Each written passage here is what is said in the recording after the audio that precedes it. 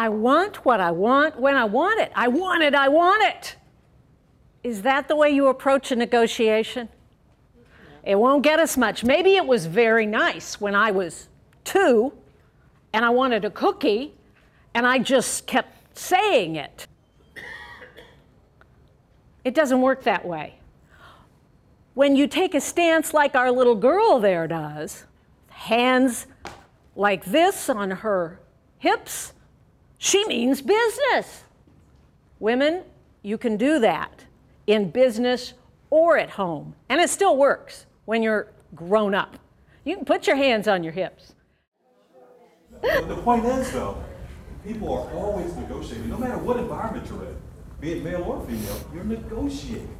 Because people pick up on your body cues, and they get insight into the mental aspect that you project. But in so doing, I was able to, again, pick up insight into the type of character and the type of demeanor that individual possessed at that moment in time. And anytime you read body language, one thing you have to do is to make sure you set a foundation first. It's not a clue that dishonest or honest people can't hold a look. It can go either way. Most of you, if you're trying to remember, I can't even remember lunch hardly, look up and to the left. I'm retrieving from my memory what happened yesterday. And I'm playing that little video back in my head. But if I look up and to the right, I'm making it up. Oh, I had a great lunch, I had steak, and I'm baloney. I'm full of it. When people are not aware of the fact that they will naturally tend to look in one direction or another as they're answering questions, they will do so. And there's something called microexpressions. Microexpressions are expressions that occur in 1/25th of a second to 1 second. They are natural. They are unfiltered expressions, emotional expressions that occur without the mind thinking about what action the body is getting ready to commit to. It's also how you say it. Now we're going to move from some of the body things into the words, how they come out of your mouth. I'm so glad to be here tonight.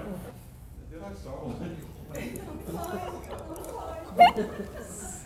What did you guys think when my volume started to really go up? What did you think? Too much caffeine. Okay. What other drugs did you want? Insensitive artificial. Insensitive artificial. How about it had I said, I'm so glad to be here tonight? Good number.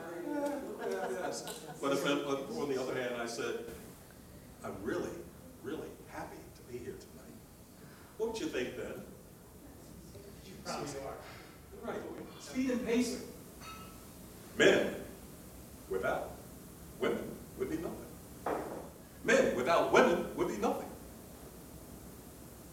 Two different meanings, same words. Pace was different. Did anyone hear the difference? Yes. Again, the way you say things, the way you convey your sentiments, have a meaning as the individual that's hearing it perceives it. The phone and the email, most of the negotiations I find today, or a lot of them, don't get to happen at the conference table. Many of them happen by email, voicemail, and on the phone. How do you lose 60% of the message. There's no visual cues. This is when you really have to sharpen up your listening skills. Really have to be listening. One time Greg and I were on the phone talking to each other, and we were trying to demonstrate this point. He said, okay, I'm listening to you, and I'm guessing you are hunched over your computer working away. Guess what? He was right.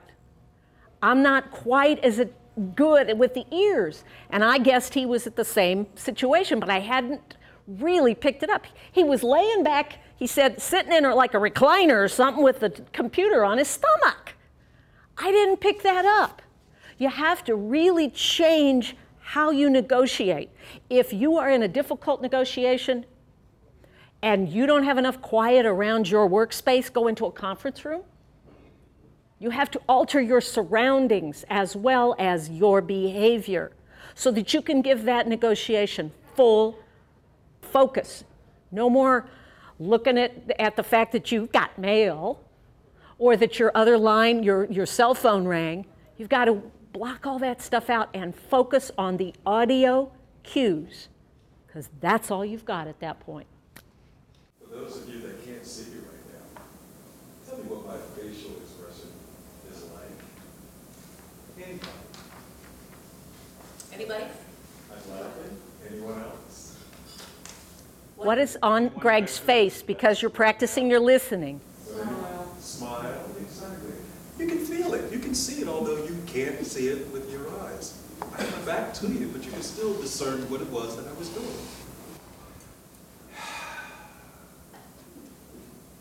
Now what? What was that? Bored. You can hear all of that when you're conversing with someone via the phone without even seeing what their environment is like. You hear, what's that? Typing. Keyboard, you can hear the keyboard. All of that. You think you're quiet. And thus you tell when you're losing someone's attention. Pay attention to those signals and you'll be more adept when it comes to negotiating, be it male or female. A lot of people say they don't negotiate because they're afraid of that you might lose, you give up something. And what we're trying to just give you is a sample of getting a little more power and confidence. In business, it is business. It is not personal. So always try to keep that frame of mind. This is business. It's not a personal affront. When they say, no, I can't do that, take it very much as a business thing. Thank you.